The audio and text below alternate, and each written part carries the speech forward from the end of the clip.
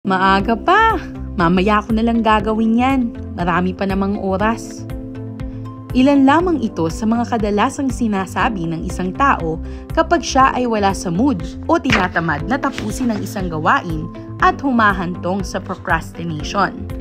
Ang salitang procrastination o ang pagpapaliban ay numero 1 kalaban ng tao dahil magre-resulta ito sa pagiging unproductive at inefficient ng isang individual dahil linanakaw nito ang oras na dapat sana mailaan para maisakatuparan ng isang gawain.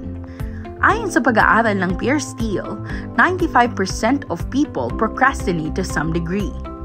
Tandaan na ang procrastination ay hindi time management problem at sa halip, ito ay malamang dahil sa kahirapan sa pamamahala ng mga negatibong damdamin tulad ng pagkabagot o pagkabalisa.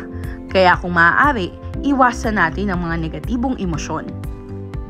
At upang malabanan natin ang procrastination, narito ang ilang tips na dapat nating gawin. Number 1. Bago magsimula ng gagawin, huwag makalimot na manalangin upang humingi ng gabay sa Panginoon. Mahalaga ang ating komunikasyon sa Diyos upang tayo gabayan at bigyan ng sapat na karunungan at lakas upang maisagawa ang ating trabaho. Number 2. Gumawa ng listahan ng mga gagawin at bigyan ito ng deadline. Tignan ang calendar of events. Isa sa pinakamabisang paraan ay ang paggawa ng schedule sa mga gawain at samahan ito ng deadline kung kailan mo ito dapat matapos.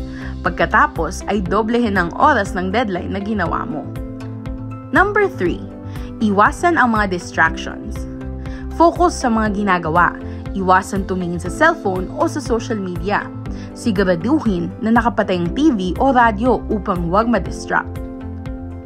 Number 4. Prioritize things. Unahin ang mga bagay na kakain ng maraming oras. Number 5. Break down tasks into smaller manageable parts. Makakatulong ito upang hindi ka ma-overwhelm sa dami ng gagawin. Number 6. Take a break. Bigyan ng maikling pahinga ang sarili pag nakaramdam ng pagod at tensyon. Number 7. Get a partner. Maaari kang humingi ng tulong sa kaibigan o kakilala upang lalo kang ganahan sa paggawa. Number 8. Challenge your excuses. Huwag matakot. Harapin ng buong tapang ang iyong nasimulan at patunayan sa sarili na kaya mo itong tapusin. Dahil sa pagsasanay ng katawan ay maraming pakinabang. Kung nais natin ng pagbabago, dapat simulan natin ito sa ating sarili. At higit sa lahat, dapat gawin sa pag-ibig ang lahat nating ginagawa. Dahil ang gumagawa sa pag-ibig, hindi alintana ang pagod at hirap at tiyak na maayos ang resulta. At masarap lasapin ang tagumpay kung may Diyos kang kasama. With God's help and mercy, you can do it!